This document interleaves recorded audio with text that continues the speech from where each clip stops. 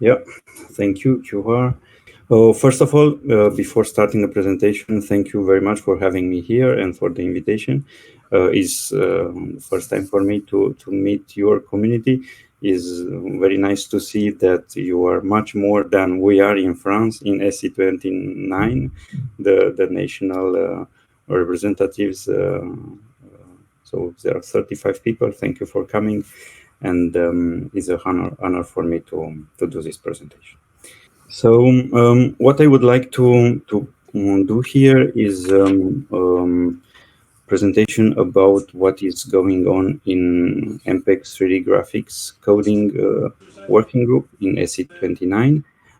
But since I assume that several of you are not quite aware about what 3D graphics coding group is doing in MPEG and why it exists, and why we need graphics coding in general, I want to spend some time to go back also on the motivations about why what we are doing and why we are doing. So I structured the presentation of today. First of all, I will try to answer to the question what is this group and why it exists. Then a short chronology about what the group did in the past in its initial form as a subgroup of MPEG, and more recently as a working group of SC29. And then I will spend some time in presenting what we are doing now. So first of all, MPEG 3D graphics coding is an ISO working group within SC29, as you already know, with the aim of developing standards for graphics compression. And I put this compression in red here because ISO already has some other groups, working groups, and SC for graphics in general. We have SC24 that is working on graphics representation, but the compression part is going in SC29 because SC29 is the subcommittee in ISO that is dealing with compression, multimedia compression in general, and also graphics compression. The work we are carrying on in MPEG 3DG is application agnostic. So we are trying to cover as many applications as possible, with always the interest of developing compression tools for different kind of applications, which means also different, relatively high variety of data representation models. So while in image domain, the raw data representation is at the end of the day a matrix with some colors for pixels, in 3D graphics is much more complex because we have this huge variety of representation models. And in general, how we do compression is by applying traditional signal processing that are coming from image compression or video compression. And here the keywords like prediction, frequency transformation, quantization, entropy coding are the same that are used also for graphics compression. With a novelty, and I will spend some time to discuss that, same as is done for other medias, there is a relatively important trend today of moving out from this traditional signal processing, or at least partially, to the new methods based on AI. But I will come later on that. So if we want to position in the content pipeline, we have the authoring that can be done by different tools in 3D graphics domain. And here you have some interfaces by the well-known authoring tools for graphics. And on the other side, we have different rendering engines on different platforms and applications, games, stuff like that. And where 3D graphics is doing the job is between them. So as long as you stay in the authoring side, you don't really need compression because the assets are shared locally. And on the other side, if you are rendering 3D graphics, you don't really need compression because the renderer graphic cards need a flat representation. But between them, if one needs to exchange data from production to the user, or from different users or from different production sites, then there is a need of compression. And here is where MPEG 3D graphics is doing the work. Why it exists is like any other media, audio, image, videos, also graphics, and not only 3D, but also 2D graphics needs to be efficiently stored and transmitted. In terms of data size, is more and more important, and to be useful in real-world application, there is clear need for efficient transmission and storage. As I mentioned, there are some difficulties, and one, which is a key, is that graphics representation in general is using a mathematical model, is a parametrization of something, is an approximation of the geometry, or is a color model. So the main question is, shall we compress the model itself, or shall we compress the results when this model was used and instantiated, like an image or like a video? And of course, when we are in compressing the result, then we will already have video and images, and we have technology for that. So the 3D graphics in MPEG, the group is working on compression of different models. And this comes with some difficulties, because we have a variety of these models depending on the application, depending on the requirements of these representation models, but also a variety of data type. 3D graphics object is not a unique representation, but is a combination of geometry, material, animation, lighting, parameters, and so on and so on. So little history here, just to understand from where we come. MPEG 1 and 2 was issued in 92, 94, a long time ago. But quite soon after that, in 97, there was a standard called VRML, which was not done by ISO, but later on standardized as well by ISO. That offered representation for 3D graphics in general, in 97. So 1 year later, MPEG took this VRML, which was raw representation, and add on top of it tools for binarization and compression.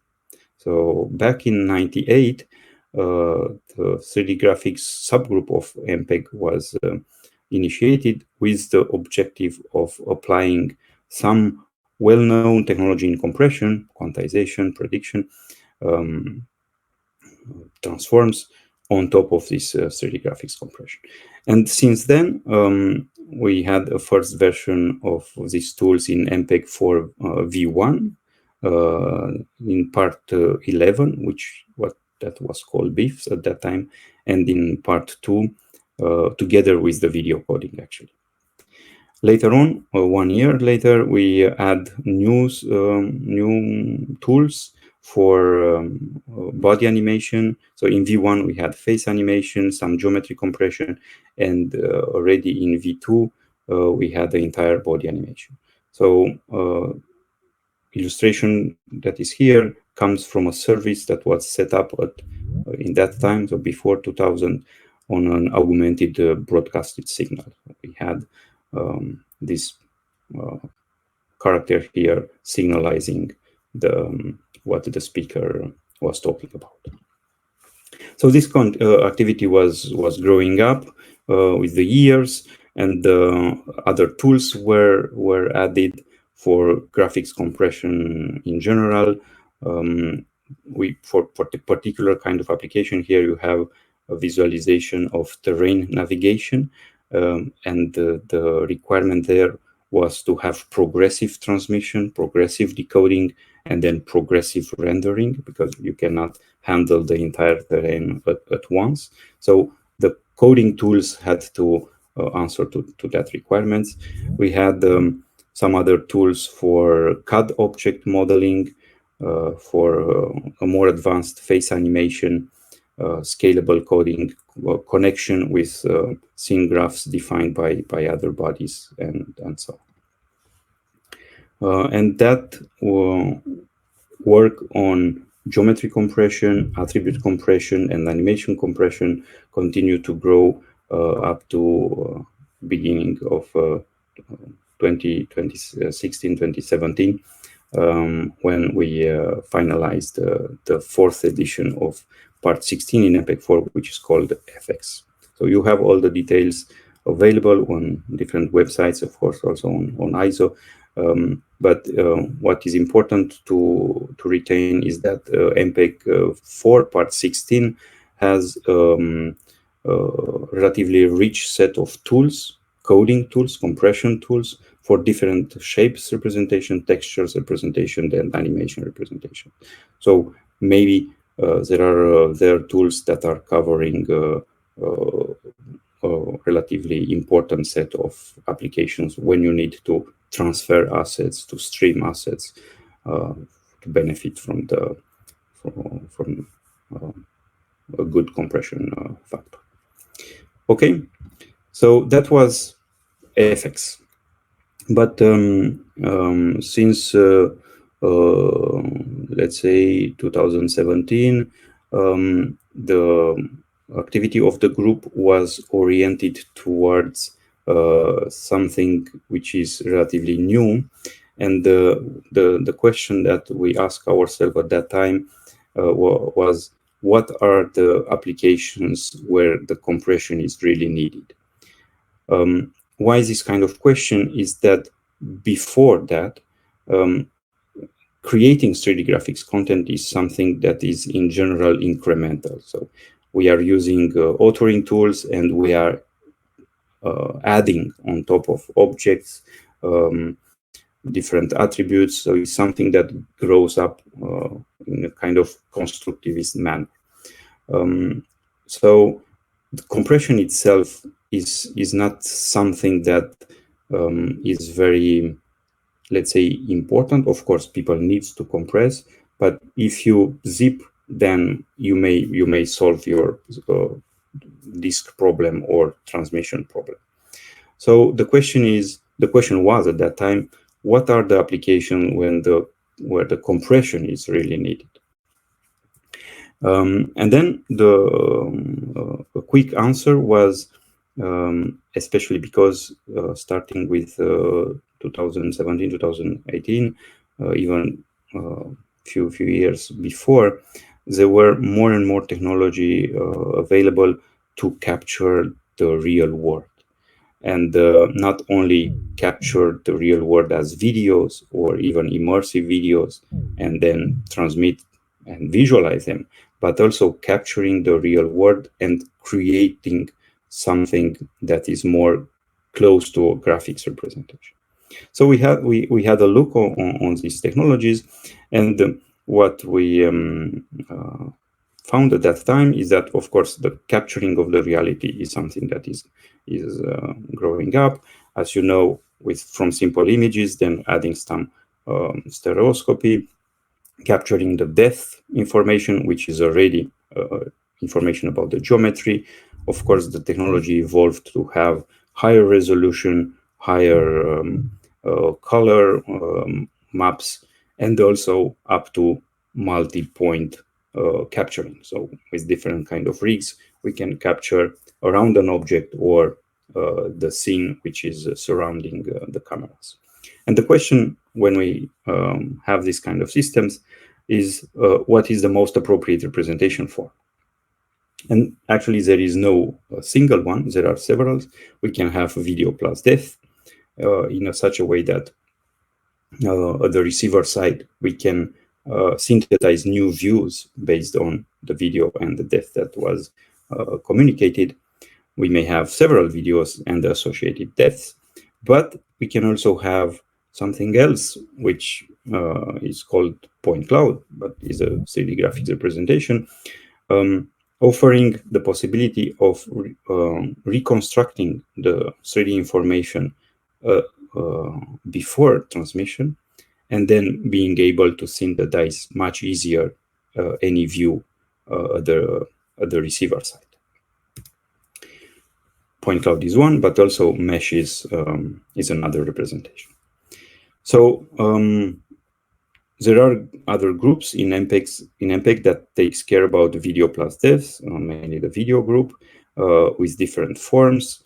And the more recent standards they are developing is called MIV. And the 3D graphics group in MPEG takes care about point cloud and meshes.